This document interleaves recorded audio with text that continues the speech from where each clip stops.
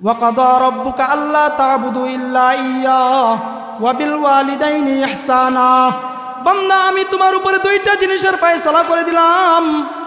একটা হলো যতদিন তুমি দুনিয়াতে থাকবা ততদিন তুমি আমার গোলামি করবা, আর কারো গোলামি করতে পারবা না। সাথে সাথে আরেকটা ফয়সালা করে দিয়েছেন, বান্দা তুমি যতদিন দুনিয়ার বুকে থাকবা, তুমি যতদিন তুমি দুনিয়ার বুকে থাকবা ততদিন পর্যন্ত তুমি তোমার মা বাবার সাথে ভালো ভালো আচরণগুলা করবা। আল্লাহ তাআলা দুইটা জিনিসের ফয়সালা করে দিলেন। একটা হলো যতদিন থাকবা একমাত্র আল্লাহর ইবাদত বন্দেগী করবা, আর একটা ফয়সালা হলো যতদিন তুমি দুনিয়ার বুকে থাকবা তোমার মা বাবার সাথে সৎ আচরণ করবা, ভালো আচরণ করবা। কারণ বান্দা, আমি তোমাকে সৃষ্টি করেছি, আমি তোমাকে 3.5 হাত বডি দান করেছি, আমি তোমাকে রূহ দান করেছি, কিন্তু দুনিয়াতে আমি তোমাকে আসমান থেকে টপ করে ফালায়া দেই নাই। হামালাতুহু উম্মুহু কুরহাম ওয়া ওয়াদাতুহু কুরহা, বরং তোমাকে আমি আসমান থেকে টপ করে ফালায়া দেই নাই, বরং তোমার মা বাবার মাধ্যমে আমি আল্লাহ তোমাকে তোমার মা বাবার মাধ্যমে দুনিয়াতে পাঠাইছি। যদিও আমি শুধুমাত্র রূহ দান করেছি, যদিও আমি বডি দান করেছি, কিন্তু দুনিয়াতে আসার মাধ্যম বানাইছি তোমার মাতা পিতাকে। এই জন্যে বান্দা, যতদিন দুনিয়াতে থাকবা তোমার উপর দায়িত্ব যেরকম ভাবে আমার ইবাদত বন্দেগী করবা, ঠিক তেমনি ভাবে তোমার উপর দায়িত্ব তোমার মাতা পিতার সাথে তুমি সদাচরণ করবা। ইম্মা ইয়াবলুগান্না ইনদাকাল কিবারা আহাদুহুমা আও কিলাহুমা ফালা তাকুল লাহুমা উফফিন ওয়ালা তানহারহুমা ওয়া কুল লাহুমা কাওলান কারীমা। শুধু সদাচরণ করবা, শুধু সদাচরণ করবা তাই নয়, বরং তোমার মা বাবা যখন বৃদ্ধ হয়ে যাবে অথবা তাদের দুইজনের কোনো একজন বৃদ্ধ হয়ে যাবে, বৃদ্ধ হয়ে যাওয়ার কারণে মানুষের মধ্যে মানুষের মাইন্ড সেটআপের পরিবর্তন হয়। মানুষ যখন বৃদ্ধ হয়ে যায় তখন দেখা যায় ছোটবেলার স্বভাব তার মধ্যে আসতে শুরু করে, ছোট বাচ্চাদের স্বভাব তার মধ্যে আসতে শুরু করে। ওই ছোট বাচ্চাদের স্বভাব আসার কারণে ওই মা বাবা বৃদ্ধ হয়ে যাওয়ার কারণে যদি তোমার সাথে খারাপ আচরণও করে, যদি এরকম কোনো আচরণও করে যে আচরণের কারণে তুমি কষ্ট পাও, কিন্তু কষ্ট পাওয়ার পরেও বান্দা, আমার আল্লাহ তোমাকে ওই অধিকার দেয় নাই ওই কষ্ট পাওয়ার পরে তুমি উফ শব্দ উচ্চারণ করবা। এবার চিন্তা করে দেখেন যে মা বাবা তারা বৃদ্ধ হয়ে গেছে, এই বৃদ্ধ হয়ে যাওয়ার পরে যদি ছোট বাচ্চাদের স্বভাব তাদের মধ্যে আসার কারণে সন্তানকে এই বলে ওই বলে কষ্ট দেয়, বারবার ডাকাডাকি করে, এরকমভাবে বারবার কাছে আসতে বলে, এইটা আনতে বলে, ওইটা আনতে বলে, এই সমস্ত কাজের কারণে যদি তুমি কষ্ট পাও, আর কষ্ট পায় তোমার জবান দিয়ে যদি উফ শব্দ উচ্চারণ হয়, সেটাও আল্লাহ তাআলা নিষেধ করেছেন। এবার চিন্তা করে দেখেন, একজন সন্তান যদি তার মা বাবাকে আঘাত করে, তার মা বাবাকে কোনো প্রকার কথা দিয়ে কষ্ট দেয়, আর এই কষ্ট দেওয়ার কারণে যদি মা বাবার জবান দিয়ে উফ শব্দ উচ্চারণ হয়, তাহলে আল্লাহ তাআলার পক্ষ থেকে কত বড় শাস্তির ঘোষণা আসতে পারে। হাসরের ময়দানে মাটি থামা হয়ে যাবে, সূর্য যেটা 13 লক্ষ কোটি গুণ দূরে অবস্থান করার কথা সেটা 1 হাত অথবা 1 মাইল উপরে চলে আসবে। তখন তাপটা কেমন হবে একটু অনুমান করেন। ওই সময় দেখা যাবে কারো ঘাম, এই তাপের কারণে, রৌদ্রের তাপের কারণে কারো ঘাম টাকনু পর্যন্ত হবে, আবার কারো ঘাম হবে হাঁটু পর্যন্ত, আবার কারো ঘাম হবে গলা পর্যন্ত, সাঁতরাইতে থাকবে। ওই সময় আল্লাহ তাআলা কিছু কিছু মানুষকে তার একটা বিশেষ জায়গায় স্থান দিবেন। সুবহানাল্লাহ। কেমন বিশেষ জায়গা?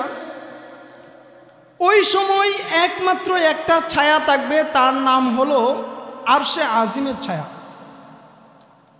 ওই আরশে আজিমের ছায়ায় আল্লাহ তাআলা 7 শ্রেণীর মানুষকে জায়গা দিবেন। তাদের মধ্য থেকে 1 শ্রেণীর মানুষের ব্যাপারে আল্লাহর রাসূল সাল্লাল্লাহু আলাইহি ওয়াসাল্লাম বলেন, রাজুলানে তাহাব্বা ফিল্লাহি ইজতামা আলাইহি ওয়া তাফাররাকা আলাইহি।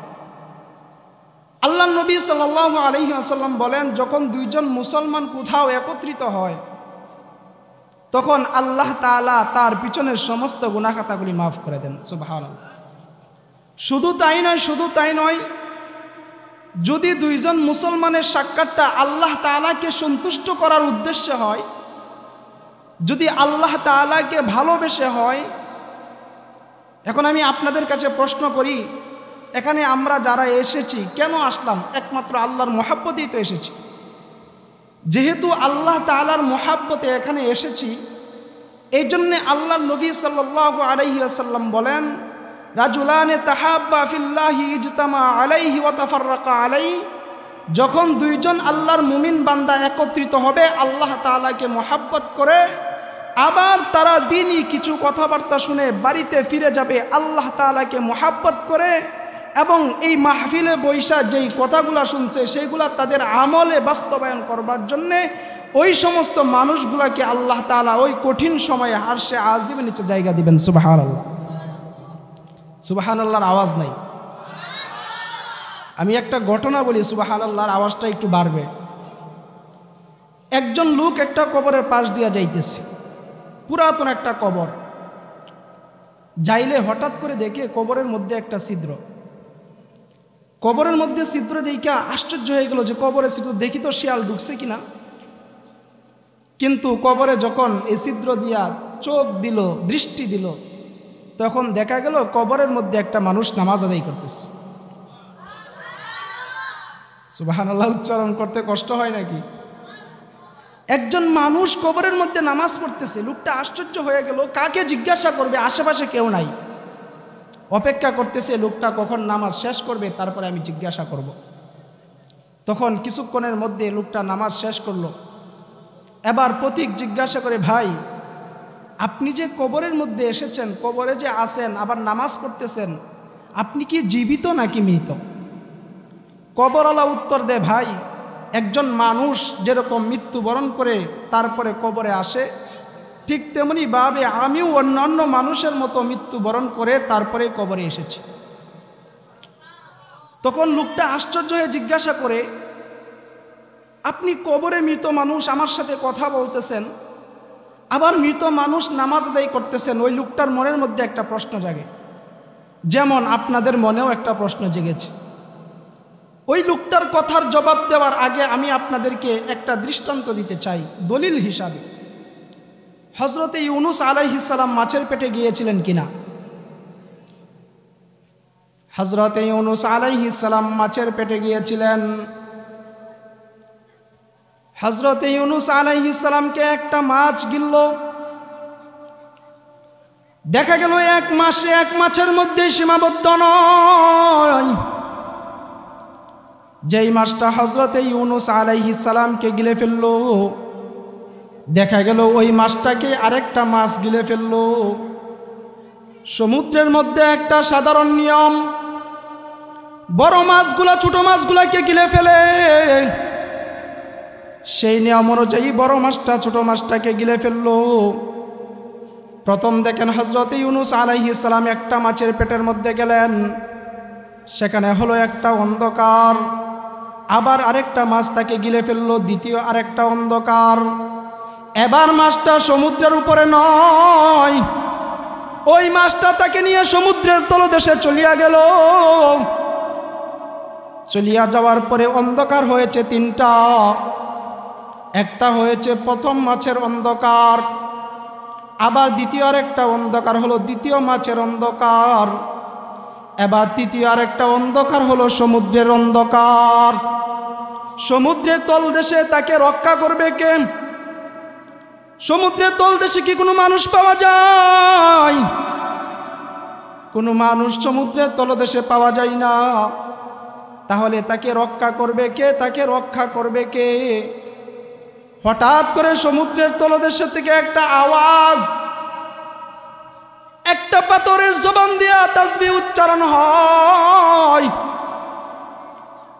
যখন একটা পাথরের জবান দিয়া তাসবিহ উচ্চারণ হয়, তখন হযরত ইউনুস আলাইহিস সালাম সেই তাসবিহটা শুনে শুনে নিজেও তাসবিহ পড়তে শুরু করে দিলেন। লা ইলাহা ইল্লা আনতা সুবহানাকা ইন্নী কুনতু মিনাজ জালিমিন।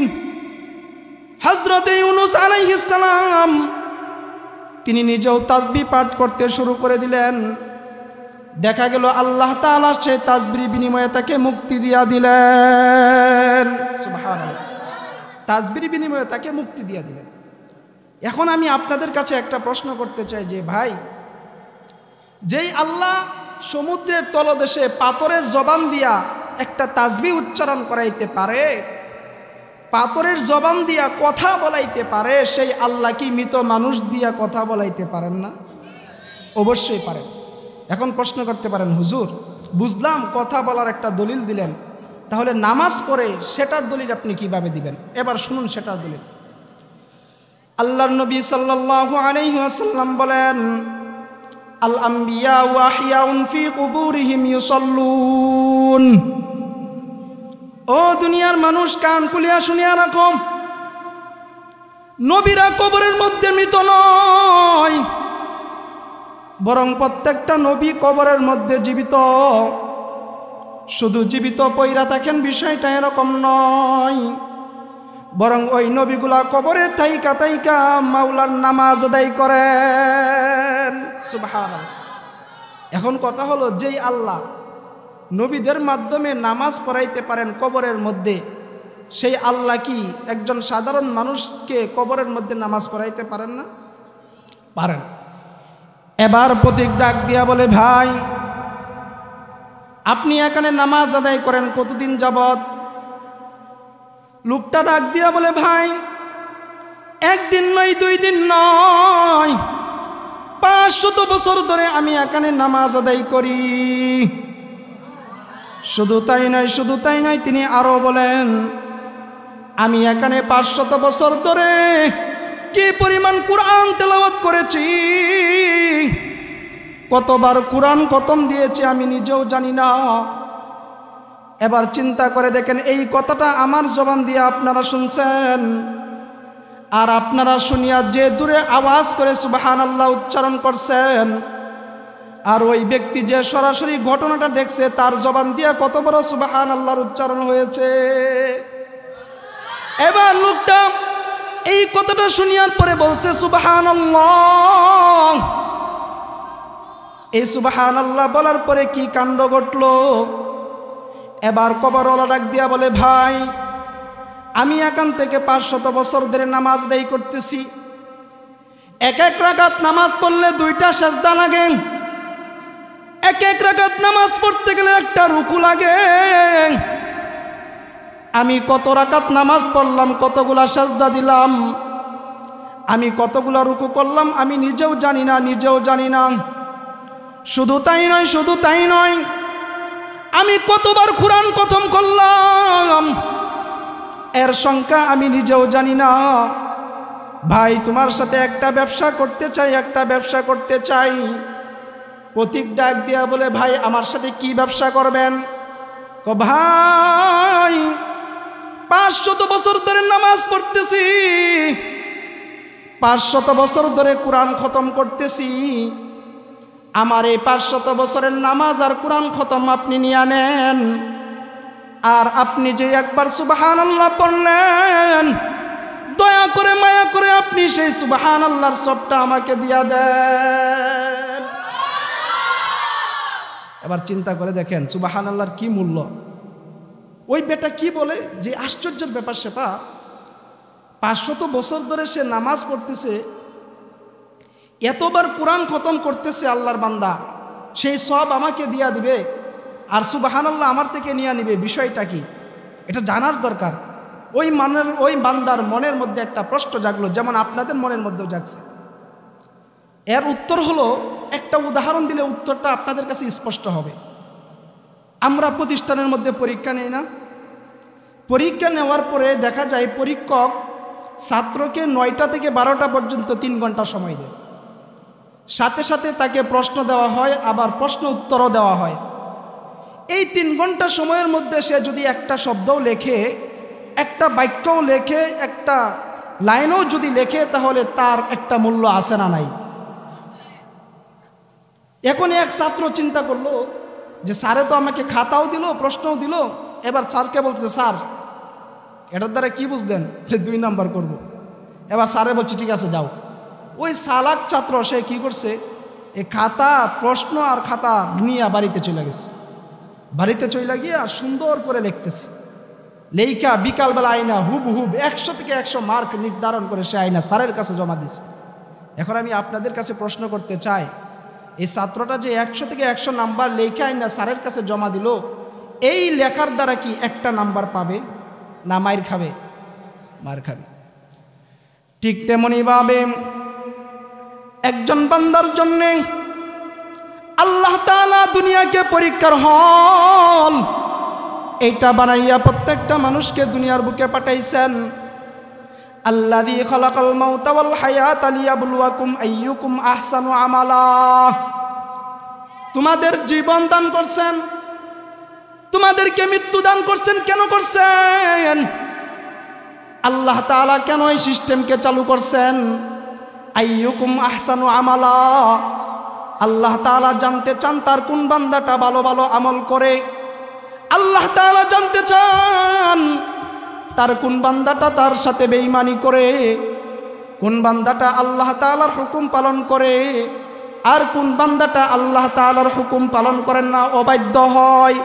ওই জিনিসগুলো আল্লাহ তাআলা জানার জন্যে বান্দার জীবন দান করছেন, মৃত্যু দান করছেন, এই দুনিয়াটাকে পরীক্ষার হল বানাইয়া পাঠাইছেন। ওই লোকটা ডাক দেয়া বলে, ভাই দুনিয়াতে থাকা অবস্থায় আমার সুবহানাল্লাহর বড় মূল্য ছিল। দুনিয়াতে থাকা অবস্থায় একবার আলহামদুলিল্লাহ উচ্চারণ করলে বহুমূল্য, কিন্তু সেই সময়টা আমি হারায়া কবরে চলে আসছি। বিকালবেলা 12 করে লেখা স্যারের কাছে জমা দিলে কোনো নাম্বার নাই। ঠিক তেমনি ভাবে কবরের মধ্যে আছি, একবার নয়, দুইবার নয়, 100বার 1000 বার কোরআন খতম করলেও, হাজার হাজার বার নামাজ পড়লেও আমার সেই নামাজের কোনো মূল্য নাই। একবার সুবহানাল্লাহর কি মূল্য, কি মূল্য! আল্লাহর নবী সাল্লাল্লাহু আলাইহি ওয়াসাল্লাম বলেন, বান্দা তার হায়াতের জীবনে যদি একবার সুবহানাল্লাহ উচ্চারণ করে, তাহলে আল্লাহ তাআলা ওই বান্দার জন্যে জান্নাতে বিশাল বড় একটা গাছ নির্মাণ করিয়া দেন। সুবহানাল্লাহ। কেমন গাছ নির্মাণ করেন এ ব্যাপারে কথা এসেছে যে একটা গাছ, যে গাছটা জান্নাতে নির্মাণ করা হয়, যে গাছটা জান্নাতে আল্লাহ রোপণ করে দেন, সেই গাছের ছায়া যদি আরবের একটা তেজি ঘোড়া, যেটা সবচাইতে বেশি দৌড়ায়, সবচাইতে বেশি দৌড়ায়, ওই তেজি ঘোড়াটাও যদি দৌড়াইতে থাকে আর 500 বছর পার হয়ে যায়, তবু ওই গাছের ছায়া দৌড়ায় শেষ করতে পারবে না। সুবহানাল্লাহ। একবার সুবহানাল্লাহ পড়লে, এবার চিন্তা করে দেখেন, আমরা দুনিয়াতে আসার পরে কি একবার দুইবার সুবহানাল্লাহ পড়ছি নাকি অসংখ্যবার? হিসাব আছে? এখন মনে মনে একটা চিন্তা আসতে পারে যে হুজুর আপনি তো আমাদেরকে ভয় দেখাইয়া দিলেন। কিসের ভয়? যে একবার সুবহানাল্লাহ পড়লে যদি এত বড় গাছ হয়, যেই গাছটা এই দুনিয়ার কয়েক দুনিয়ার সমান বড় হয়ে যাবে, তাহলে আমরা যে এতবার সুবহানাল্লাহ পড়তেছি, তাহলে কতগুলো গাছ হইতেছে, কত বড় বড় গাছ হইতেছে, আর সেই গাছ রাখার জায়গা কোথায় আল্লাহ রাখছেন? প্রশ্ন হইতে পারে না? আমি এটারও একটা উদাহরণ দেই। আমরা হাদিস শরীফে পড়েছি, একজন মানুষ যখন জাহান্নামী হয়, কিন্তু দুনিয়া থেকে যাওয়া অবস্থায় তার ঈমান ছিল, ঈমান নিয়ে সে কবরে গেছে, কিন্তু কোনোদিন নামাজ পড়ে নাই, কোনোদিন রোজা রাখে নাই, কোনোদিন পর্দা করে নাই, কোনোদিন আল্লাহ তাআলার বিধিবিধান পালন করে নাই, কিন্তু এই ব্যক্তির ব্যাপারেও আল্লাহর নবী সাল্লাল্লাহু আলাইহি ওয়াসাল্লামের ঘোষণা হলো, সে অসংখ্য অগণিত দিন দুজকে জাহান্নামের শাস্তি ভোগ করার পর কোনো না কোনো একদিন জান্নাতে যাবে। সুবহানাল্লাহ। জান্নাতে যখন যাবে, জান্নাতে গিয়া দেখবে যে তার জান্নাতটাও এত বড় এই দুনিয়ার 10 দুনিয়ার সমান। সুবহানাল্লাহ। তাহলে চিন্তা করে দেখেন, একজন মানুষ সামান্য শুধু ঈমান, আমানতু বিল্লাহি ওয়া মালাইকাতিহি ওয়া কুতুবিহি ওয়া রুসুলিহি ওয়াল ইয়াউমিল আখির ওয়াল কদরি খাইরিহি ওয়া শাররিহি মিনাল্লাহি তাআলা ওয়াল বা'থি বা'দাল মাউত, দেখা যায় শুধু এই বিষয়গুলোর উপরে ঈমান আনছে অন্তরের দ্বারা। ঈমান আনার পরে কোনো নামাজ পড়ে নাই, ঈমান আনার পরে কোনো রোজা রাখে নাই, হজ ফরজ হয়েছে হজও পালন করে নাই, কোনো আমল করে নাই, এরপরেও যদি আল্লাহ তাআলা তাকে 10 দুনিয়ার জান্নাত দিতে পারেন, তাহলে সুবহানাল্লাহ রাখার জায়গার অভাব কি আল্লাহ তাআলার কাছে আসেনি? এই কারণে সুবহানাল্লাহ উচ্চারণ করার ক্ষেত্রে কিপটামি করবেন নি, কিপটামি করেন না, জোরে জোরে সুবহানাল্লাহ উচ্চারণ করবেন ইনশাআল্লাহ। মুহতারাম হাজরিন, এটা আমার আলোচ্য বিষয় ছিল না। আমার আলোচ্য বিষয় হলো, আমি আজকে আপনাদের সামনে মহাগ্রন্থ আল কোরআন থেকে একখানা আয়াত তেলাওয়াত করেছি। মহানবী সাল্লাল্লাহু আলাইহি ওয়াসাল্লামের অসংখ্য অগণিত অমীয় বাণী থেকে একটা হাদিস তেলাওয়াত করেছি। এই আয়াত ও হাদিসকে সামনে রেখে ইনশাল্লাহ কয়েকটি কথা বলবো, মনোযোগ দিয়ে শুনবেন। এই যে মানুষ, দুনিয়াতে যত মানুষ আছে, কোনো মানুষ বাকি নাই যার উপরে দুই ধরনের হক নাই। কয় ধরনের? দুই ধরনের হক নাই। একটা হলো হুকুকুল্লাহ, একটা হলো কি? হুকুকুল্লাহ। দুই নাম্বারটা হলো হুকুকুল ইবাদ। ওয়াস্তকালী কণ্ঠ শুনলেন না, মাঝে মাঝে কিছু শিখারও আছে না নাই? এই জায়গাগুলা শিখার জায়গা। এই যে আপনারা সাধারণ মানুষ যারা মুরব্বীরা আছেন, তারা কিন্তু মসজিদে মাদ্রাসায় গিয়ে পড়ার সময় এখন নাই। এই মাহফিলগুলো কেন দেওয়া হয়?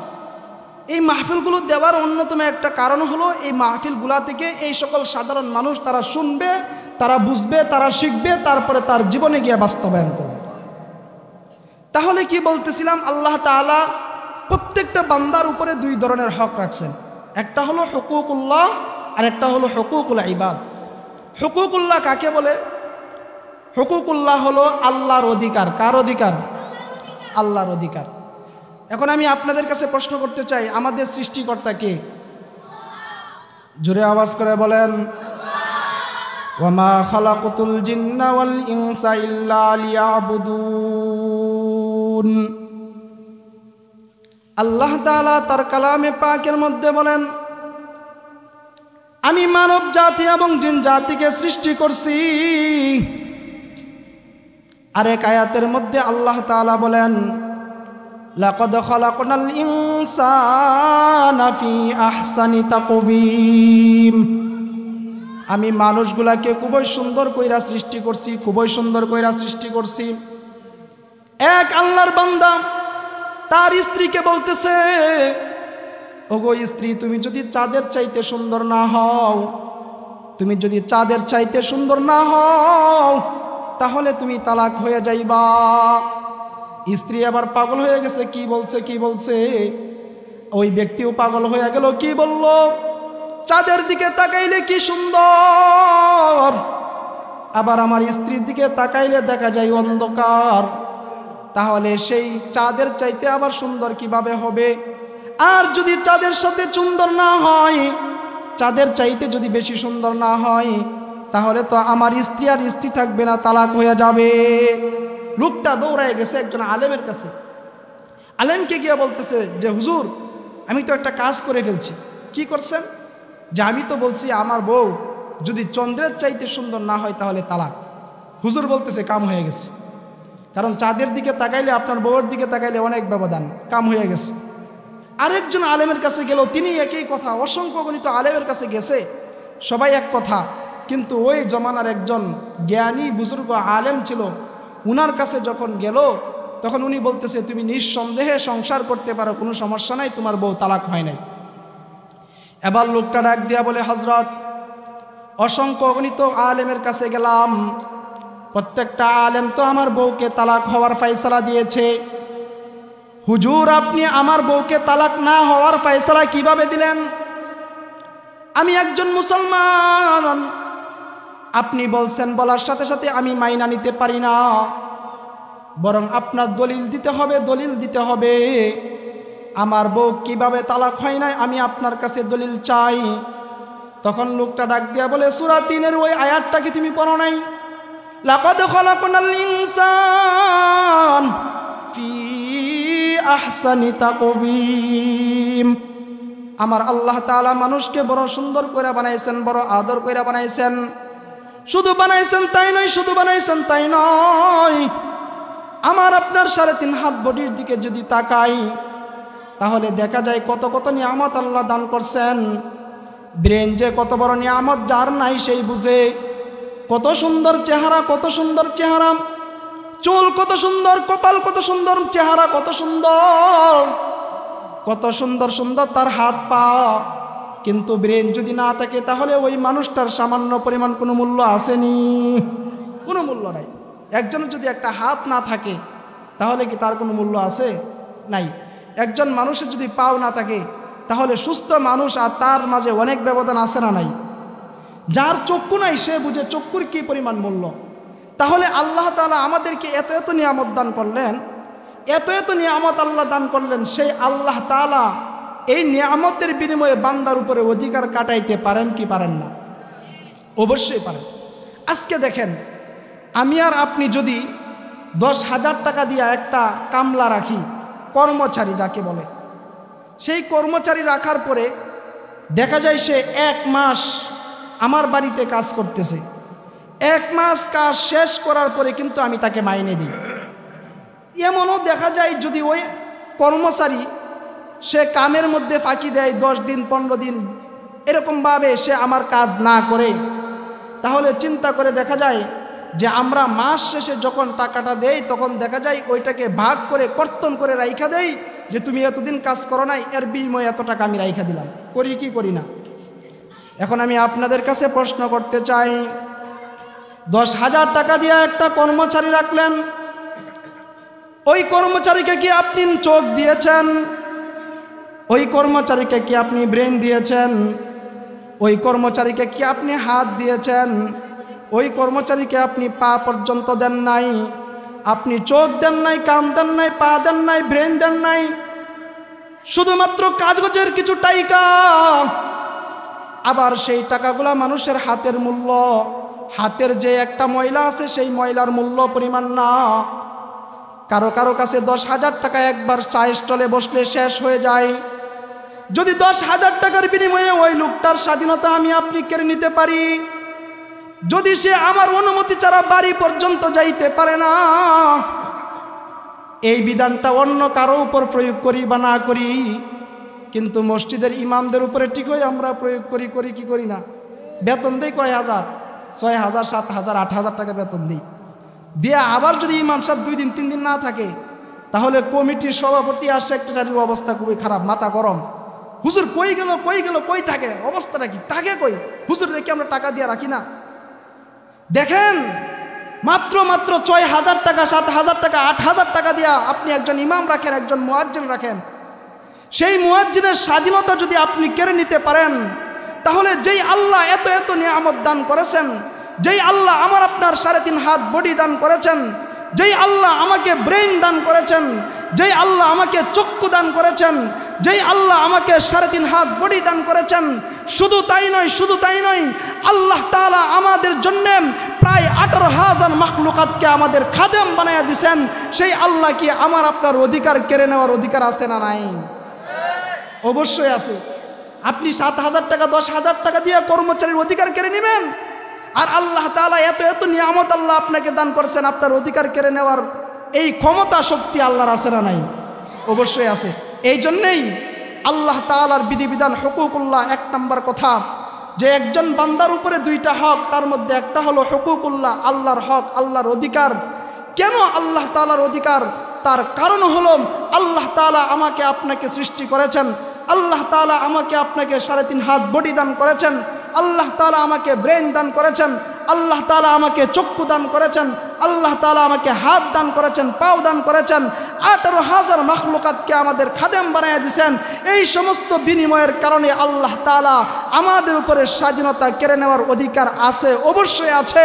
এই জন্যই তো আল্লাহ তাআলা বলেন, দুনিয়াতে যতদিন থাকবা বান্দা, ওয়াকাদা রাব্বুকা আল্লা তা'বুদু ইল্লা ইয়্যাহ, দুনিয়াতে যতদিন থাকবা একমাত্র আমার ইবাদত বন্দেগী করবা, দুনিয়াতে যতদিন থাকবা একমাত্র আমার হুকুম পালন করবা, দুনিয়াতে যতদিন থাকবা রব মানলে একমাত্র আল্লাহ তাআলাকে রব মানবা।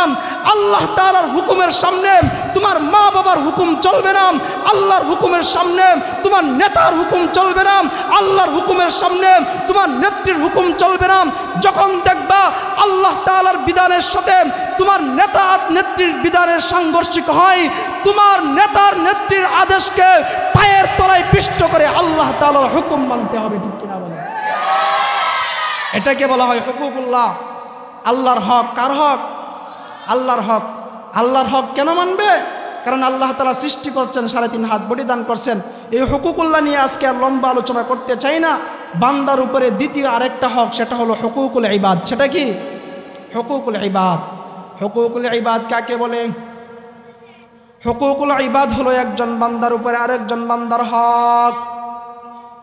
এই বিষয়টাও খুব গুরুত্বপূর্ণ।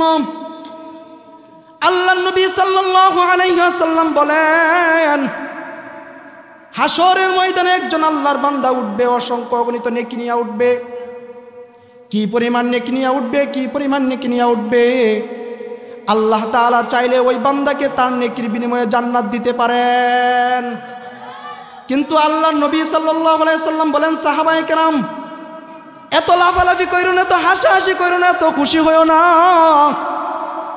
ওই বান্দাটা এত এত এরকম এত এত আমল নিয়ে উঠার পরেও জাহান্নামে যাবে। সাহাবায়ে কেরাম আশ্চর্য হয়ে জিজ্ঞাসা করলেন, ইয়া রাসূলুল্লাহ, ইয়া হাবিবাল্লাহ, এত এত নেকি নিয়ে হাসরের ময়দানে উঠবে, আবার ওই লোকটা জান্নাতে যাওয়ার ক্ষমতা থাকা সত্ত্বেও জান্নাতে যাইতে পারবে না, জাহান্নামী হয়ে যাবে। কারণটা কি? কারণটা কি? আল্লাহর নবী সাল্লাল্লাহু আলাইহি ওয়াসাল্লাম ডাক দিয়া বলেন, ওগো আমার সাহাবায়ে কেরাম, কারণটা শুনো। দুনিয়াতে থাকতে বান্দা ভিজা বুজুর্গ ছিল, নামাজ আদায় করেছে, কোনো সমস্যা নাই,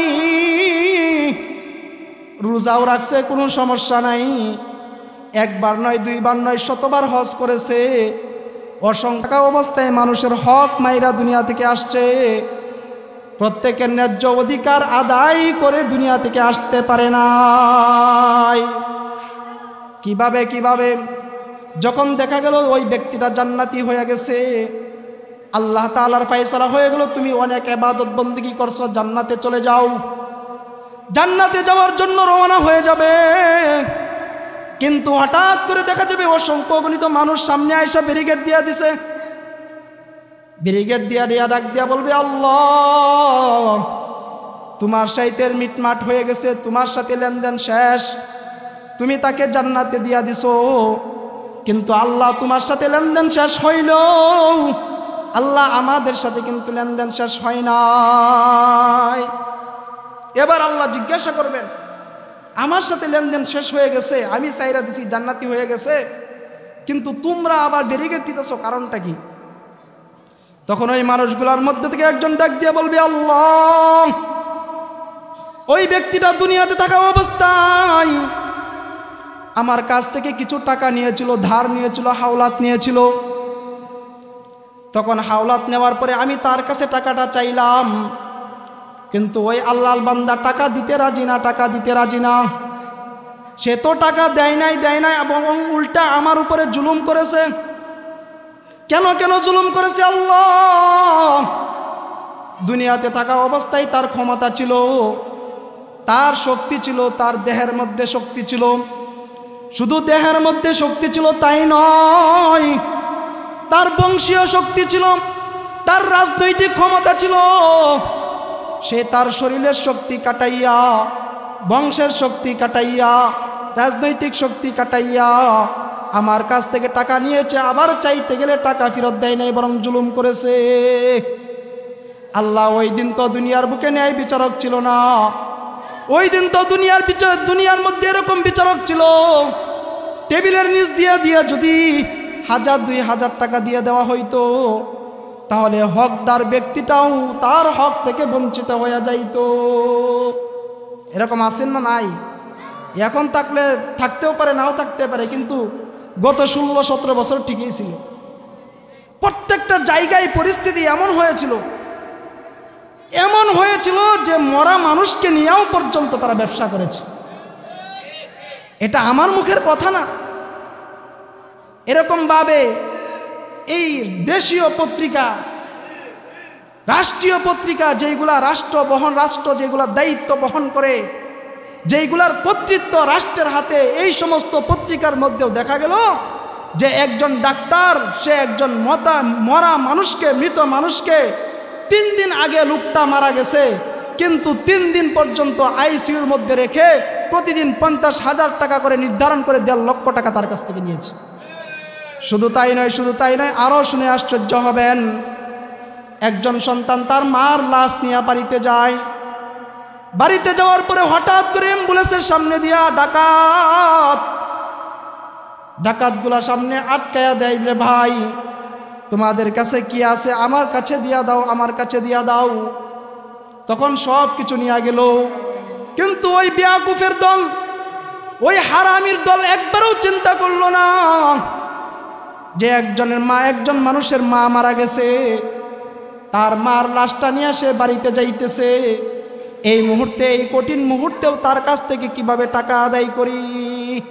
এরকম অসংখ্য অগণিত ঘটনা আছে, এরকম অসংখ্য অগণিত ঘটনা আছে। এগুলাকে নিয়ে মামলা করতে গেলেও টাকা লাগতো, টাকা দিতে না পারলে উল্টা আরো জুলুম, তুই কেন মামলা করতে আসলি। এই জন্যে লোকেরা বলবে, আল্লাহ দুনিয়াতে থাকা অবস্থায় আমি আমার টাকা উসুল করতে পারি নাই, কিন্তু আজকে তো আপনি ন্যায় বিচারক একমাত্র আল্লাহ, আমি আপনার কাছে আজকে আমার সেই টাকাটা চাই। ওই ব্যক্তিকে আমি ততক্ষণ পর্যন্ত ছাড়তে রাজি না যতক্ষণ পর্যন্ত সে আমার টাকা না দিবে। তখন আল্লাহ তাআলা বলবেন, হে বান্দা, তুমি কি এই ব্যক্তির কাছ থেকে টাকা নিয়েছিল দুনিয়াতে থাকতে? তখন লোকটা ডাক দিয়ে বলবে, হ্যাঁ আল্লাহ আমি নিয়েছিলাম। তখন আল্লাহ বলবেন, তুমি তার টাকা দিয়ে দাও। তখন লোকটা বলবে, আল্লাহ আমি তার কাছ থেকে 10,000 টাকা নিয়েছিলাম, কোনো সমস্যা ছিল না, এই 10,000 টাকা বিনিময়ে আমি তাকে 20,000 টাকা দিয়ে দিতাম, তাও যদি খুশি না হয়তো 50,000 টাকা দিয়ে দিতাম, কিন্তু এই মুহূর্তে তো আমার কাছে কোনো টাকা নাই। তখন আল্লাহ তাআলা ডাক দিয়ে বলবেন, বান্দা তোমার কাছে টাকা নাই, ঠিক আছে টাকা নাই, কিন্তু তোমার কাছে তো নেকি আছে, তুমি তোমার 10,000 টাকার নেকি তাকে দিয়া দাও। ওই ব্যক্তি 10,000 টাকার নেকি নিয়ে চলে যাবে। বান্দা এবার সামনে অগ্রসর হবে, কিন্তু দেখা যাবে আরো কিছু মানুষ আইসা তাকে ব্যারিকেড দিয়া দিছে। এবার তারা বলবে, আল্লাহ ওই ব্যক্তির সাথে লেনদেন শেষ হয়েছে, কিন্তু আমাদের সাথে লেনদেন শেষ হয় নাই। তখন আরেকজন ডাক দিয়া বলবে, আল্লাহ আমার কাছ থেকে টাকা নিছে সেটা বলবো না, তবে আমি বলবো, আল্লাহ দুনিয়াতে থাকা অবস্থায় সে আমার উপরে জুলুম করেছে, দুনিয়াতে থাকা অবস্থায় আমি কোনো অন্যায় করি নাই, আমি কোনো অপরাধ করি নাই, শুধুমাত্র কোরআনের কথাগুলো বলছি। আর সেই কোরআনের কথাগুলো বলবার কারণে 1 বছর নয় 2 বছর নয়, লাগাতার অসংখ্য অগণিত বছর আমাকে জেল কাটাইছে। বইলা দিবে জেল কাটাইছে। এমনও ঘটনা আছে, একজন আলেমকে অন্যায়ভাবে, একেবারে অন্যায়ভাবে, তার সামান্য পরিমাণ কোনো দোষ নাই, যার নাম হলো আল্লামা দেলোয়ার হোসেন সাঈদী রাহিমাহুল্লাহ, কত বছর যাবত তাকে জেল কাটতে হয়েছে। অবশেষে তাকে এই জেলের মাধ্যমে চক্রান্ত করে তাকে শহীদ করেছে ওই বেয়াদবের দলেরা, শহীদ করেছে। শুধু তাই নয়, এই ব্যক্তিটা যখন তিনি জেলের বাহিরে ছিলেন, তখন তিনি সংসদে এই কথাটা বলেছিলেন যে, ভাই তোমরা আমাদের ফিরিজপুরে যাও, আমার দেশের বাড়িতে গিয়া তোমরা তালাশ করো, তোমরা তোমাদের গোয়েন্দা বাহিনী সহ যত বাহিনী রয়েছে সকল বাহিনী নিয়ে তোমরা তালাশ করো, যদি আমাকে আমার উপস্থিতিতে তোমরা প্রমাণ করতে পারো যে আমি রাজাকার, তাহলে সজ্ঞানে আমি আমার সংসদ সদস্য পদ থেকে নিজেকে বঞ্চিত আমি ঘোষণা করব। কিন্তু ওই সময় ওই বেয়াদবগুলা ওই ব্যক্তিকে তাকে রাজাকার প্রমাণ করতে পারে নাই।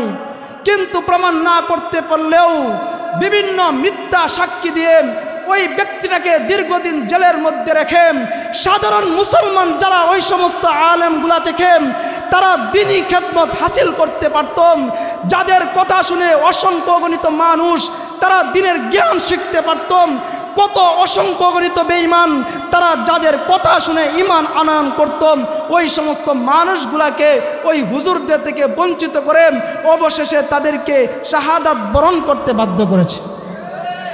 এরকম জুলুম করেছে। তাহলে এই দুনিয়াতে কিন্তু পাই নাই। আল্লামা দেলোয়ার হোসেন সাঈদী, আল্লামা জুনায়েদ বাবরি রহমতুল্লাহি আলাই, আল্লামা শাহ আহমদ শফি রহমতুল্লাহি আলাই, আল্লামা নূর হুসাইন কাসিমি রহমতুল্লাহি আলাই, এরকম ভাবে জীবিত যারা আছেন, আল্লামা মামুনুল হক দামাত বারাকাতুহুম, উনাদের সহ অসংখ্য অগণিত মানুষ তারা জেল জুলুম কেটেছেন, সামান্য পরিমাণ কোনো অপরাধ নাই। অপরাধ হলো একটাই, তারা কেন হকের পক্ষে কথা বলেছেন। তাদের অপরাধ ছিল একটাই, কেন আল্লাহ তাআলার পক্ষে, দেশের মানুষের পক্ষে কেন কথা বলেছেন, কেন তারা এই কথা বলেছেন যেন সাধারণ মানুষ তাদের ঈমানকে হেফাজত করতে পারে, কেন তারা এই কথা বলেছেন আমার আপনার 56,000 বর্গ মাইলের ভূখণ্ডকে যেন ভারতীয় দালালরা যেন দখল করতে না পারে, আমার আপনার এই মাতৃভূমিকে যেন হেফাজত করতে পারে, কেন মাতৃভূমির পক্ষে কথা বলেছেন, কেন ইসলামের পক্ষে কেন কথা বলেছেন, কেন এই উলামায়ে কেরামদের পক্ষে কেন কথা বলেছেন, কেন মুসলিম তাওহীদি জনতার পক্ষে কথা বলেছে।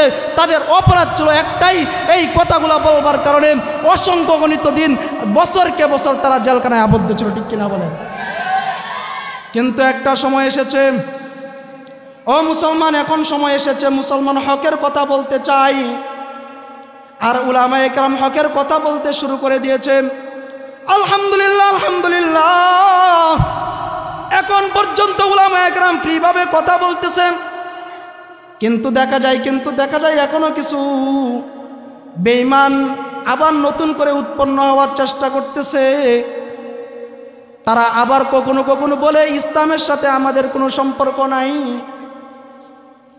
কুরআনের রাজনীতির সাথে আমাদের কোনো সম্পর্ক নাই, এরকম কথাও বলতেছে। মুসলমান, আমি আপনাদের কাছে আবদার রাখবো, যখন আমরা সমর্থন করতে যাব তখন যেন আমার এই বিদ্যা আঙ্গুলি কয়েক টাকার বিনিময়ে, সামান্য কিছু টাকা পয়সার বিনিময়ে এমন কারো কাছে যেন আমার হাতটা চলে না যায়, যেই মানুষটা ক্ষমতা পাওয়ার পর ইসলামের বিরুদ্ধে কথা বলবে, যেই মানুষটা ক্ষমতা পাওয়ার পর আমার বাংলাদেশকে অন্য একটা দেশের অঙ্গরাজ্য পরিণত করে ফেলবে, এরকম সুযোগ আপনাদের হাতে ধরি, পায়ে ধরি। মুসলমান, এরকম সুযোগ কাউকে করতে দিয়েন না, বরং একবার দিয়েন, এরকম কিছু মানুষকে একবার দিয়েন যারা এই ভূখণ্ডের জন্য তাজা রক্ত প্রবাহিত করতে পারে, যারা এই দেশের মুসলমানদের জন্য, এই মুসলমানদের ঈমানকে রক্ষা করবার জন্য যারা তাদের বুকের তাজা রক্ত দিয়া দিতে পারে, ওই সমস্ত মানুষগুলোকে একবার সুযোগ দিয়া দেখেন অবস্থা কি হয়। ইনশাল্লাহ রাজি আছেন তো আপনারা? তাহলে যেই কথাটা বলতেছিলাম যে দুই ধরনের হক, একটা হলো হুকুকুল্লাহ, একটা হলো হুকুকুল ইবাদ। একজন বান্দার উপরে আরেকজন বান্দার হক, একজন বান্দার উপরে আরেকজন বান্দার হক এরকমভাবে সামনে আসতে থাকবে। তখন দেখা গেল আল্লাহর নবী সাল্লাল্লাহু আলাইহি সাল্লাম বলেন, এই ব্যক্তিটা এই পরিমাণ নিয়ামত নিয়ে উঠছে, এই পরিমাণ সে নেকি নিয়ে উঠছে, যেইগুলো দিয়ে সে জান্নাতে যাইতে পারবে। কিন্তু জান্নাতে যাইতে পারবে না, কারণ পাওনাদাররা তাকে ব্যারিকেড দিয়ে দিবে। অবশেষে দেখা যাবে যেই মানুষটা জান্নাতি ছিল, প্রথমে নেকি দিয়া শেষ, পাওনাদার শেষ হয় নাই, অতঃপর ওই পাওনাদারদের গুনাহ নিয়ে সে জাহান্নামে যাবে। আর যেই সমস্ত গুনাহগার পাওনাদাররা তারা জাহান্নামে ছিল, তারা তার কাছ থেকে নেকি নিয়ে জান্নাতে চলে যাবে।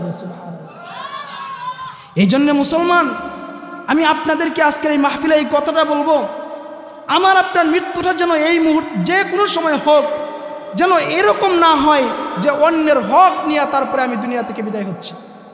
এরকম যাতে না হয়, কারো কাছ থেকে কিছু টাকা পয়সা মাইরা খেয়ে নিলাম, দুনিয়া বুক বিলাস করলাম, এতপর সেটাকে তার হকদার তার পাওনা তাকে না দিয়ে কবরে চলে গেলাম, অথবা কারো উপরে আমি জুলুম করলাম, অত্যাচার করলাম, আঘাত করলাম, এমত অবস্থায় দুনিয়া থেকে বিদায় হয়ে গেলাম। এরকম দৃশ্য যেন অন্তত কোনো মুসলমানের না হয়, অন্তত কোনো মুসলমানের যেন না হয়। এই আজকের মাহফিল থেকে এইটুকু প্রতিজ্ঞা তো আপনারা করতে পারেন ইনশাআল্লাহ। এই প্রতিজ্ঞাটা করেন যে আমি যখন মৃত্যুবরণ করব তখন আমার মৃত্যুটা হবে এরকম মৃত্যু, আমার উপরে কোনো বান্দার হক থাকবে না। ইনশাআল্লাহ রাজি আছেন তো? ও দুনিয়ার মুসলমান, একজন বান্দার উপরে একজন বান্দার যে হকগুলা রয়েছে, অসংখ্য গণিত হক আছে। যেমন একটা হক, একটা মহল্লার মধ্যে যদি একজন মানুষ মারা যায়, তাহলে অন্য সমস্ত মানুষের উপর দায়িত্ব হয়ে যায় তাকে দাফন করা, তাকে তার জানাজার নামাজ আদায় করা, তাকে কাফন দাফন করা, তার দায়িত্ব চলে আসে। এরকম অসংখ্য গণিত হক আছে। তবে হকগুলোর মধ্যে সবচাইতে দামি একটা হক, সেটা হলো একজন বান্দা একজন সন্তানের উপরে তার মাতা পিতার হক। সুবহানাল্লাহ। একজন বান্দার উপর একজন বান্দার যত হক আছে, সেই হকগুলোর মধ্যে সবচাইতে দামি হক, সবচাইতে শক্তিশালী হক, সেটা হলো সন্তানের উপরে মাতা পিতার হক। সুবহানাল্লাহ বলবেন না? কেন মাতা পিতার হক এত দামি? কারণ আল্লাহ তাআলা তার কালামে পাকের মধ্যে জুড়ায় জুড়ায় অসংখ্য গণিত বিধান নাজিল করেছেন, অসংখ্য গণিত আয়াত নাজিল করেছেন, যেমন এক আয়াতের মধ্যে আল্লাহ বলেন আকিমুস সালাতা ওয়া আতুজ যাকাত, এখানে আল্লাহ তাআলা নামাজের কথা বলছেন, যাকাতের কথা বলছেন। ঠিক তেমনি ভাবে আল্লাহ তাআলা তার একটা হকের সাথে মা বাবার হককেও মিলায়াও বলছেন। আল্লাহ তাআলা কালামে পাকের মধ্যে বলেন ওয়া কাদা রাব্বুকা আল্লা তা'বুদু ইল্লা ইয়্যাহু ওয়া বিল ওয়ালিদাইনি ইহসানা। হে দুনিয়ার মানুষ, কান খুলিয়া শুনে রাখুন, আমার আল্লাহ তাআলা কালামে পাকের মধ্যে বলেন দুনিয়ার সমস্ত মানুষের উপরে দুইটা জিনিসের ফায়সালা করে দিলাম। শুধু ফায়সালা করছি তা নয়, বরং দুনিয়ার মানুষগুলোর উপরে আমি চূড়ান্ত পর্যায়ের ফায়সালা করে দিলাম। এক নাম্বার ফায়সালা হলো যতদিন বান্দা দুনিয়াতে থাকবে, ওই বান্দার রূহটা যতদিন দুনিয়াতে থাকবে ততদিন একমাত্র শুধুমাত্র আল্লাহ তাআলার ইবাদত বন্দেগী করবে। কার ইবাদত বন্দেগী করবে? আল্লাহ। বান্দা যতদিন দুনিয়াতে থাকবে একমাত্র আল্লাহ তাআলার ইবাদত বন্দেগী করবে। কোনো মাজারে গিয়েও সেজদা দিবে না, কোনো বাবার দরবারে গিয়েও সেজদা দিবে না। মাথা যখন নুয়াইবে একমাত্র আল্লাহ তাআলার সামনেই তার মাথা নুয়াইবে। কেন করবে? তার কারণ হলো আল্লাহ তাআলা তাকে সৃষ্টি করেছেন, 3.5 হাত বডি দান করেছেন, অসংখ্য অগণিত নিয়ামত আল্লাহ দান করেছেন। এখন কথা হলো এই আয়াতের পরে আল্লাহ তাআলা বলতেছেন ওয়া কাদা রাব্বুকা আল্লা তা'বুদু ইল্লা ইয়্যাহু ওয়া বিল ওয়ালিদাইনি ইহসানা। বান্দা, আমি তোমার উপরে দুইটা জিনিসের ফায়সালা করে দিলাম। একটা হলো যতদিন তুমি দুনিয়াতে থাকবা ততদিন তুমি আমার গোলামি করবা, আর কারো গোলামি করতে পারবা না। সাথে সাথে আরেকটা ফায়সালা করে দিয়েছেন, বান্দা তুমি যতদিন দুনিয়ার বুকে থাকবা, যতদিন তুমি দুনিয়ার বুকে থাকবা ততদিন পর্যন্ত তুমি তোমার মা বাবার সাথে ভালো ভালো আচরণগুলা করবা। আল্লাহ তাআলা দুইটা জিনিসের ফায়সালা করে দিলেন। একটা হলো যতদিন থাকবা একমাত্র আল্লাহর ইবাদত বন্দেগী করবা, আর একটা ফায়সালা হলো যতদিন তুমি দুনিয়ার বুকে থাকবা তোমার মা বাবার সাথে সৎ আচরণ করবা, ভালো আচরণ করবা। কারণ বান্দা, আমি তোমাকে সৃষ্টি করেছি, আমি তোমাকে 3.5 হাত বডি দান করেছি, আমি তোমাকে রূহ দান করেছি, কিন্তু দুনিয়াতে আমি তোমাকে আসমান থেকে টপ করে ফেলাইয়া দেই নাই। হামালাতুহু উম্মুহু কুরহাম ওয়া ওয়াদাতুহু কুরহা, বরং তোমাকে আমি আসমান থেকে টপ করে ফেলাইয়া দেই নাই, বরং তোমার মা বাবার মাধ্যমে আমি আল্লাহ তোমাকে তোমার মা বাবার মাধ্যমে দুনিয়াতে পাঠাইছি। যদিও আমি শুধুমাত্র রূহ দান করেছি, যদিও আমি বডি দান করেছি, কিন্তু দুনিয়াতে আসার মাধ্যম বানাইছি তোমার মাতা পিতাকে। এই জন্যে বান্দা যতদিন দুনিয়াতে থাকবা তোমার উপর দায়িত্ব যেরকম ভাবে আমার ইবাদত বন্দেগী করবা, ঠিক তেমনি ভাবে তোমার উপর দায়িত্ব তোমার মাতা পিতার সাথে তুমি সৎ আচরণ করবা। ইম্মা ইয়াবলুগান্না ইনদাকাল কিবারা আহাদুহুমা আও কিলাহুমা ফালা তাকুল লাহুমা উফফিন ওয়ালা তানহারহুমা ওয়া কুল লাহুমা কাওলান কারীমা। শুধু সৎ আচরণ করবা তাই নয়, বরং তোমার মা বাবা যখন বৃদ্ধ হয়ে যাবে অথবা তাদের দুইজনের কোনো একজন বৃদ্ধ হয়ে যাবে, বৃদ্ধ হয়ে যাওয়ার কারণে মানুষের মাইন্ড সেটআপের পরিবর্তন হয়। মানুষ যখন বৃদ্ধ হয়ে যায় তখন দেখা যায় ছোটবেলার স্বভাব তার মধ্যে আসতে শুরু করে, ছোট বাচ্চাদের স্বভাব তার মধ্যে আসতে শুরু করে। ওই ছোট বাচ্চাদের স্বভাব আসার কারণে ওই মা বাবা বৃদ্ধ হয়ে যাওয়ার কারণে যদি তোমার সাথে খারাপ আচরণও করে, যদি এরকম কোনো আচরণও করে যে আচরণের কারণে তুমি কষ্ট পাও, কিন্তু কষ্ট পাওয়ার পরেও বান্দা আমার আল্লাহ তোমাকে ওই অধিকার দেয় নাই, ওই কষ্ট পাওয়ার পরে তুমি উফ শব্দ উচ্চারণ করবা। এবার চিন্তা করে দেখেন যে মা বাবা তারা বৃদ্ধ হয়ে গেছে, এই বৃদ্ধ হয়ে যাওয়ার পরে যদি ছোট বাচ্চাদের স্বভাব তাদের মধ্যে আসার কারণে সন্তানকে এই বলে ওই বলে কষ্ট দেয়, বারবার ডাকাডাকি করে, এরকমভাবে বারবার কাছে আসতে বলে, এইটা আনতে বলে, ওইটা আনতে বলে, এই সমস্ত কাজের কারণে যদি তুমি কষ্ট পাও, আর কষ্ট পায় তোমার জবান দিয়ে যদি উফ শব্দ উচ্চারণ হয়, সেটাও আল্লাহ তাআলা নিষেধ করেছেন। এবার চিন্তা করে দেখেন, একজন সন্তান যদি তার মা বাবাকে আঘাত করে, তার মা বাবাকে কোনো প্রকার কথা দিয়ে কষ্ট দেয়, আর এই কষ্ট দেওয়ার কারণে যদি মা বাবার জবান দিয়ে উফ শব্দ উচ্চারণ হয়, তাহলে আল্লাহ তাআলার পক্ষ থেকে কত বড় শাস্তির ঘোষণা আসতে পারে। চিন্তা করে দেখেন, বিষয়টা চিন্তার বিষয় যে তারা কষ্ট পাবে, তারা কষ্ট পায়া তারা আমাকে কষ্ট দিবে, আমাকে কষ্ট দেওয়ার পরে আমি উফ শব্দ উচ্চারণ করার অধিকার আল্লাহ আমাকে দেয় নাই। এখন আমি আর আপনি যদি তাদেরকে কষ্ট দিয়া তাদের জবান দিয়া উফ শব্দ উচ্চারণ করাই, মায়ের আলাইছে, আঘাত করেছে, ও আল্লাহ, ও বাবা, এইগুলা ডাক তো পরের কথা। উফ শব্দ যদি তাদের জবান দিয়ে উচ্চারণ হয়, তাহলে আল্লাহ তাআলার পক্ষ থেকে কত বড় শাস্তির ঘোষণা আসতে পারে। এই জন্যই তো আল্লাহর নবী সাল্লাল্লাহু আলাইহি ওয়াসাল্লাম বলেন, রিদর রব্বি ফি রিদল ওয়ালিদাইন। বান্দা তুমি যত আমলেই করো না কেন, যত নামাজেই পড়ো না কেন, নামাজ পড়তে পড়তে যদি তোমার কপালে দাগ পড়িয়া যায়, রোজা রাখতে রাখতে যদি তুমি অসংখ্য অগণিত বছর পুরা জীবন শুধু রোজাই রাখো, অসংখ্য অগণিতবার হজ পালন করো, আর যদি তোমার মা বাবা তোমার প্রতি অসন্তুষ্ট হয়, হাসরের ময়দানে ওই নামাজ, ওই রোজা, ওই হজের সামান্য পরিমাণ কোনো মূল্য নাই, কোনো মূল্য নাই। রিদর রব্বি ফি রিদল ওয়ালিদাইন। তোমার আল্লাহকে সন্তুষ্ট করার পূর্বে তুমি তোমার মা বাবাকে সন্তুষ্ট করো, কারণ মা বাবাকে সন্তুষ্ট করতে পারলে তোমার আল্লাহ তাআলাকে সন্তুষ্ট করা খুবই কঠিন, খুবই সহজ, খুবই সহজ। কারণ আল্লাহ তাআলা কালামে পাকের মধ্যে আল্লাহর নবী সাল্লাল্লাহু আলাইহি সাল্লাম বলেন, আল জান্নাতু তাহতা আকদামিল উম্মাহাত। ও দুনিয়ার মানুষ, জান্নাত কোথায় গিয়া খুঁজো, কোথায় গিয়া জান্নাতের তালাশ করো? বাবার দরবারে 2,40,000 টাকা নিয়ে গরু কিনা নিয়ে যাও জান্নাত পাওয়ার জন্যে, জান্নাত পাওয়ার জন্যে। 2 লক্ষ নয়, 2 লক্ষ নয়, 20 লাখ টাকা দিয়েও যদি গরু কিনে আনিয়া বাবার দরবারে হাজির হও, এরকম গ্যারেন্টি কেউ দিতে পারবে না যে তোমার জন্য জান্নাত ওয়াজিব হয়ে গেছে। কিন্তু অথচ সুযোগ আছে, সুযোগ আছে, সুযোগ আছে। যাদের মা বাবা ঘরের মধ্যে বৃদ্ধ আছে, দুনিয়াতে আছে, 2,40,000 টাকা দিয়া একটা গরু কিনা বাবার দরবারে না নিয়া যদি 240 টাকা দিয়া 1 কেজি আপেল কিনা মা বাবার কাছে নিয়ে যাইতে পারো, তাহলে দেখা যাবে মা 240 টাকার আপেল পাইয়া এই পরিমাণ খুশি হবে, এই পরিমাণ খুশি হবে, 2টা হাত আসমানের দিকে উঠে বলবে, আল্লাহ তুমি আমার জাদু সোনাকে কবুল করিয়া লও।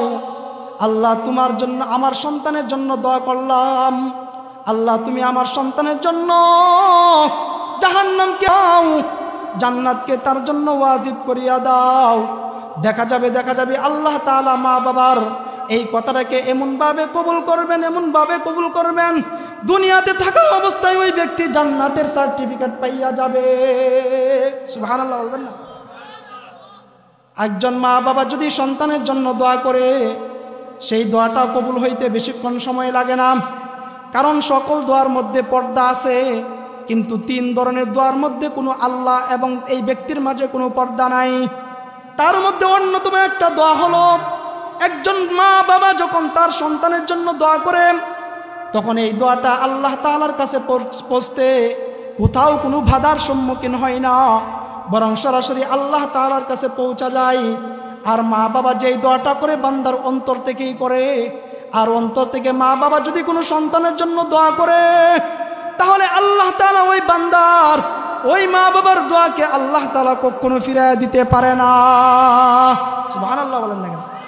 এই জন্য দেখা যায় হযরত ওয়াইসুল কুরনি, ওয়াইস আল কারনি, তিনি নবীজির জমানায় এসেছে। ইচ্ছা করলে নবীজিকে দেইখা সাহাবী হইতে পারতো কিনা? নবীজির জমানার লোক ইচ্ছা করলে নবীজিকে দেইখা সে সাহাবী হইতে পারতো, কিন্তু সাহাবী হওয়ার সৌভাগ্য তার হয় নাই। আল্লাহর নবীর কাছে চিঠি প্রেরণ করিয়া দিল, ওগো আল্লাহর নবী, ওগো আল্লাহর নবী, আমি আপনার বড় আশিক।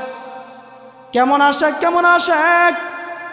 উহুদের ময়দানে যখন নবীজি সাল্লাল্লাহু আলাইহি ওয়াসাল্লামের দান্দান মুবারক শহীদ হয়ে গেল,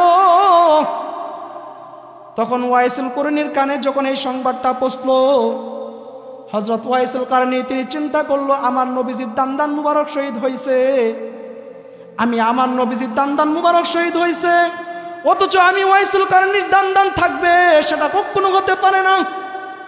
ওয়াইসুল কারনি নিজের হাত দিয়া তার প্রত্যেকটা দাঁতকে শহীদ করে ফেললো।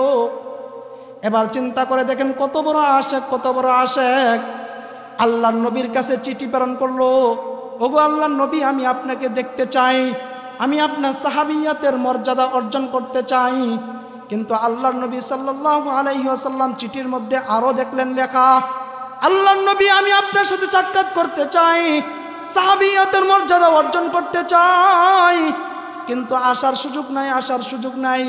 কেন কেন আসার সুযোগ নাই? কারণ আমার ঘরের মধ্যে বৃদ্ধ মা, তার খেদমত করতে হয়।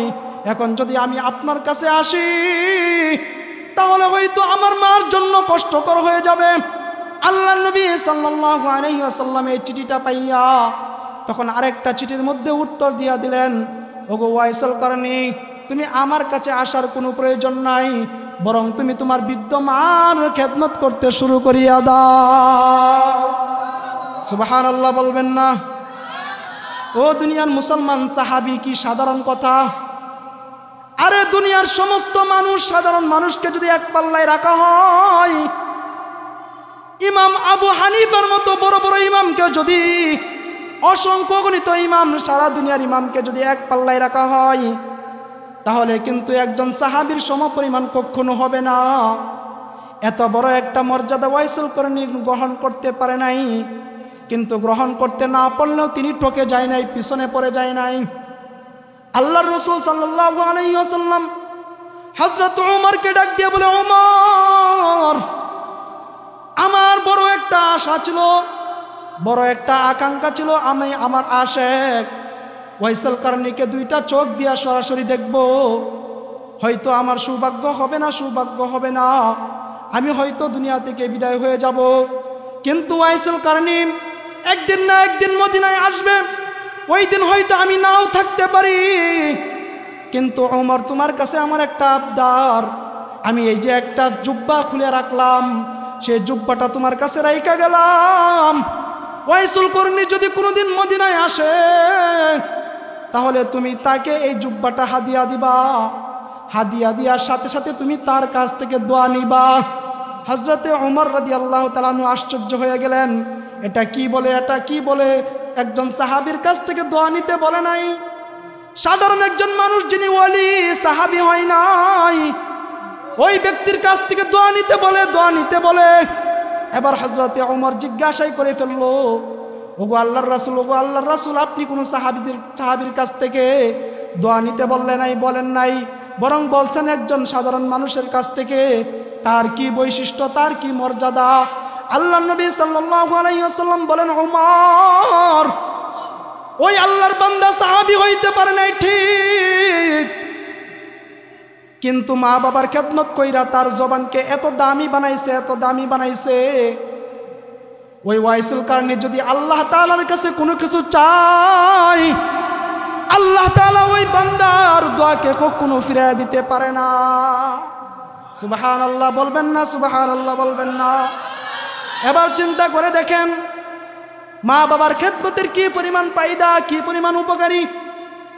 আবার যদি আপনি আপনার মা বাবাকে কষ্ট দেন, এই কষ্ট দিয়া যত বেশি ইবাদত বন্দেগী করেন না কেন, যত আমলেই করেন না কেন, যত নামাজে পড়েন না কেন, কামে আসবে না।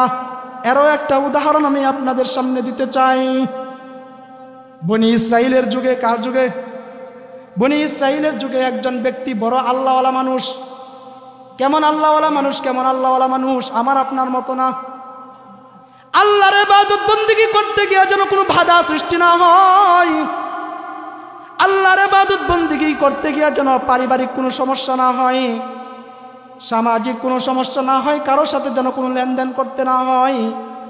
এই জন্য আল্লাহর বান্দা একটা জায়গার মধ্যে, নির্জন একটা জায়গার মধ্যে একটা ঘর বানাইছে। একটা ঘর বানাইয়া সেখানে ইবাদত বন্দেগী করতে শুরু করে দিছে।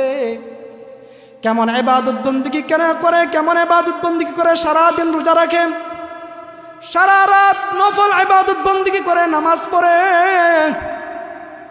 কিন্তু দেখা গেল একদিন তার মা আয়েশা ডাকতেছে, তার দরজার পাশে আয়েশা ডাক দিয়া বলে, জুরাইজ, ও জুরাইজ, ঘর থেকে বেরিয়ে আসো। কিন্তু হযরতে জুরাইজ তিনি ঘরের মধ্যে নামাজ পড়তেছে। নামাজে তাইকা চিন্তা করে, আল্লাহ, আমি নামাজের মধ্যে দাঁড়াইলে এত মজা পাই, এত মজা পাই, এত মজা পাই, নামাজ ছাড়তে মন চাই না।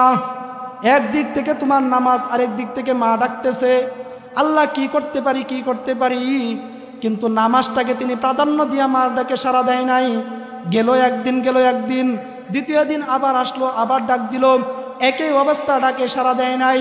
তৃতীয় দিন আবার একই অবস্থা, মার ডাকে সাড়া দিতে পারে নাই। এবার তার মা ডাক দিয়া বলে, জুরাইস তুমি আমার ডাকে সাড়া দিলে না, আমার ডাকে দরজা খুললে না, কিন্তু তোমার জন্য একটা বদ্ধ করে গেলাম, তুমি দরজাটা খুইলা আমার চেহারা দেখবে না ঠিক, কিন্তু দরজাটা খুইলা তুমি একটা বেশ্যার চেহারা দেখবা। আহারে আহারে, কাম হয়ে গেছে, কাম লাইগা গেছে, বদ্ধটাও লাইগা গেছে, বদ্ধটাও লাইগা গেছে। কত বড় একজন আবেদ, কত বড় একজন আবেদ, ইবাদত বন্দেগী করে, কিন্তু না, তার মা বাবার মার বদ্ধ লাইগা গেছে। এবার দেখা গেল একটা ঘটনা ঘটে গেছে। এক সুন্দরী নারী ওই এলাকার একটা রাখালের সাথে আকাম করে ফেলছে। আকাম করার কারণে একটা সন্তান জন্মগ্রহণ করছে। এবার সন্তান জন্মগ্রহণ করার কারণে মানুষ ধরছে, ওই মহিলা তুমি দুনিয়াতে এরকম ভাবে আকাম করে বেড়াইতেছো, এই সন্তানের বাবাকে যদি জবাব না দিতে পারো তোমার খবর আছে। তখন ওই মহিলা চিন্তা করলো, এখানে তো একজন বুজুর্গ আল্লাহর ওলি আছে, যদি আমি তার নামে এই বাচ্চাটাকে চালায়া দিতে পারি তাহলে আমার জন্য দুইটা ফায়দা। কয়টা ফায়দা? দুইটা ফায়দা। আমি তার স্ত্রী হওয়ার সৌভাগ্য অর্জন করতে পারবো, আর আমার সন্তানটাও এত বড় একজন ব্যক্তির সন্তানের পরিচয় নিয়ে বড় হইতে পারবে। এই লোভে সে কি করলো, চিন্তা করলো যে তার নামেই বলে দেই। দেখা গেল এই লোকদের কাছে তার নাম বলে দিল। বলে দেওয়ার পরে কি হইল, যে মানুষ তাকে গিয়ে ধরলো সবাই, যে এখানে বুজুর্গগিরি দেখাও, ঘরের দরজা লাগায় ইবাদত করো না আকাম করো, এরকম কথা বইলা সবাই তার ঘরের উপরে আঘাত করেছে, আক্রমণ করেছে, তার ঘরকে টুকরো টুকরো করে দিয়েছে, ভেঙ্গে ফেলেছে। ভেঙ্গে ফেলা যখন দেখলো মানুষ তার ঘরের মধ্যে আক্রমণ করেছে, হঠাৎ করে সে দরজা খুইলা দেখে একটা নারী একটা সন্তানকে নিয়ে দরজার সামনে। এবার তার আর বুঝতে বাকি রইল না। এবার ডাক দিয়া বলে, মাওলা তুমি কি লীলা খেলা দেখাইলা, আমার তো আর বুঝার বাকি নাই। আমি খুব ভালো করে বুঝতেছি আমার মার বদ্ধ লাইগা গেছে, আমার মার বদ্ধ লাগাই গেছে। মা বলছিল তুই আমার চেহারা দেখবি না, কিন্তু দরজা খুইলা একটা বেশ্যার চেহারা দেখবি। দেখা যায় তাই হলো, আমি দরজা খুইলা একটা বেশ্যার চেহারা দেখলাম। কিন্তু আল্লাহ কেন করছি সেটা তো আমার জন্য করি নাই, আল্লাহ তোমার জন্য করছি, তোমার নামাজ পড়তে গিয়া করছি। আল্লাহ তুমি আমার ঘর ভাঙ্গাইছো, কোনো সমস্যা নাই, কিন্তু আল্লাহ তুমি আমার উপরে তুহমাতটাকে উঠায়া নাও। এবার আল্লাহ তাআলা মুচকি হাসে আর বলে যে, বান্দা তোর মার বাদ্য আমি ফিরাইতে পারি নাই, কারণ আমি আল্লাহ সব দোয়া ফিরাইয়া দিতে পারি, কিন্তু যখন একজন মা তার সন্তানের জন্য দোয়া করবে, একজন বাবা যখন তার সন্তানের জন্য দোয়া করবে, সেটা সুদোয়া হোক অথবা বদদোয়া হোক, আমি আল্লাহ সেটা ফিরাইয়া দিতে পারি নাই, তাই কবুল কইরা নিছি। কিন্তু বান্দা শুনিয়া রাখ, তুই তো আমাকে খুশি করবার জন্যে, আমাকে রাজি করবার জন্যে তুই তোর মার ডাকে সাড়া দিতে পারে নাই। তোর মার দোয়াকেও আমি কবুল করছি, কিন্তু সাথে সাথে আমি তোর উপরে তুহমতকে উঠায় আনিব। আল্লাহ তাআলা ওই ব্যক্তির জুরাইজের অন্তরের মধ্যে এলহাম দান করলেন, ও জুরাইজ তুমি ওই বাচ্চার চুল ধরে টান দাও, আর ডাক দিয়ে বলে, মান আবু কায়া ওয়ালাদ, হে সন্তান তোমার বাবার নাম কি? তুমি এই কথাটা চুলের মধ্যে টান দিয়া বলো। তখন জুরাইজ আলাইহিস সালাম ওই সন্তানের মাথার চুল ধরে টান দিয়া বলে, সন্তান মান আবু কায়া ওয়ালাদ, হে ওয়ালাদ তোমার পিতা, হে সন্তান তোমার পিতাকে।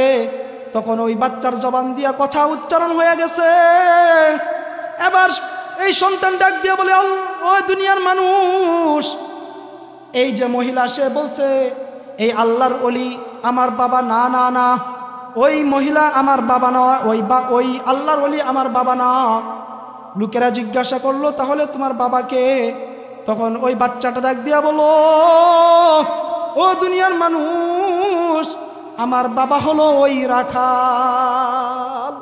এবার চিন্তা করে দেখেন, একজন মা যখন সন্তানের জন্য দোয়া করে, ঠিক তেমনিভাবে যখন তার জন্য বদদোয়া করে, প্রত্যেকটা বিষয়ের ক্ষেত্রে কিন্তু একই বিধান, যে বদদোয়া করলেও যেমন সাথে সাথে কবুল হয়ে যায়, ঠিক তেমনিভাবে যদি তার জন্য এরকম সুদোয়া করে, ভালো দোয়া করে, নেক দোয়া করে, সেটাও কিন্তু কবুল হয়ে যায়।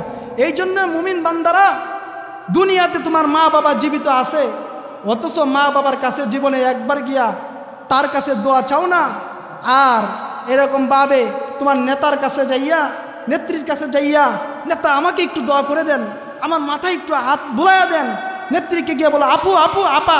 আর এরকম ঘটনা ঘটছে, একটা ভিডিও দেখলাম কয়েকদিন আগে, যে নেত্রীকে আপা ডাকছে, 2 মিনিটের ভিতরে 200 বার আপা ডেকে লাইছে। সুবহানাল্লাহ, সুবহানাল্লাহ বলেন, একটু সুবহানাল্লাহ বলেন। আশ্চর্য বিষয় শুনলে সুবহানাল্লাহ বলতে হয়, যে কি পরিমাণ আপার প্রতি, নেত্রীর প্রতি কি পরিমাণ মুহাব্বত, যে মুহাব্বতের টেলায় যে প্রায় 200 বার 2 মিনিটের ভিতরে 200 বার আপা ডাইকা নিছে। অথচ মা বাবা ঘরের মধ্যে আছে, তার মা বাবা ঘরে শুয়া শুয়া দিনকে দিন চলে যায়, সপ্তাহকে সপ্তাহ চলে যায়, মাসকে মাস চলে যায়, মা বাবা তার জবান দিয়ে একবার মা শব্দ উচ্চারণ শুনতে পারে না, মা বাবা তার সন্তানের জবান দিয়া বাবা শব্দ উচ্চারণ শুনতে পারে না। এইরকম জীবন যাদের আছে, এখনো পরিবর্তন করে ফেলুন। কারণ আপনার মা বাবাকে যদি আপনি সন্তুষ্ট করতে না পারেন, তাহলে এরকম মাহফিলে হাজার হাজার টাকা দান করতে পারেন, বড় বড় মসজিদ নির্মাণ করতে পারেন, বড় বড় মাদ্রাসা নির্মাণ করতে পারেন, এতিমখানায় হাজার হাজার কোটি কোটি টাকা দান করতে পারেন। সেই দান, সেই নামাজ, সেই রোজা কোনো কিছু কাজে আসবে না যদি আপনার মা, আপনার বাবা যদি আপনার উপর অসন্তুষ্ট থাকে।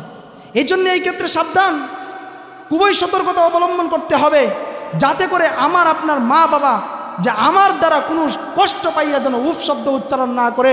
এখন চিন্তা করতে পারেন, হুজুর আমি তো আমার মা বাবা যখন জীবিত ছিল তখন তাদের সাথে কত বড় বড় কথা বলে ফেলছি, কত বড় বড় অপরাধ তাদের সাথে করে ফেলছি, তাদের কাছ থেকে তো ক্ষমা নেওয়ার সুযোগ হয় নাই, এখন তাদের কাছ থেকে আমরা কিভাবে ক্ষমা নিব?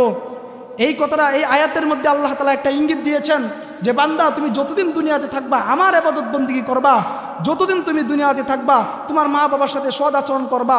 তোমার মা বাবা দুনিয়াতে থাকুক অথবা না থাকুক, দুনিয়াতে যদি থাকে তাহলে তার খেদমত করবা, আর যদি দুনিয়াতে না থাকে তাহলে কবরের মধ্যে গিয়ে ডাক দিয়া, তোমার মা বাবার কবরের মধ্যে দাঁড়াইয়া, পাশের মধ্যে দাঁড়াইয়া এরকমভাবে সূরা ফাতিহা একবার পাঠ করে, সূরা ইখলাস 3 বার পাঠ করে যদি আমার কাছে তোমার মার জন্য ক্ষমা চাইতে পারো, তাহলে বান্দা দেখা যায় আমি আল্লাহ তোমার মার জীবনের গুনাহ যেরকমভাবে ক্ষমা করে দিব, আবার সেই তোমার মার জীবনের গুনাহ মাফ করে দেওয়ার সাথে সাথে তোমার জীবনের গুনাহ আমি আল্লাহ মাফ করে দিতে পারি।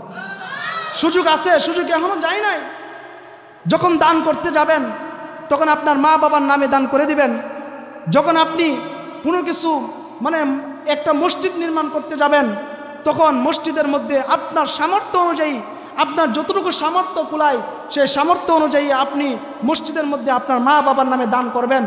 এই সব ভালো ভালো কাজগুলোর কারণে মা বাবার নামে দোয়া করা, মা বাবার কবর জিয়ারত করা, মা বাবার নামে দান করা, এইগুলা যদি করতে পারেন তাহলে হতে পারে দুনিয়াতে থাকা অবস্থায় আপনি আপনার মা বাবার সাথে যেই দুর্ব্যবহার করেছিলেন, আল্লাহ তাআলা চাইলে এই সমস্ত কাজের কারণে আল্লাহ তাআলা আপনাকে ক্ষমা করে দিতে পারেন।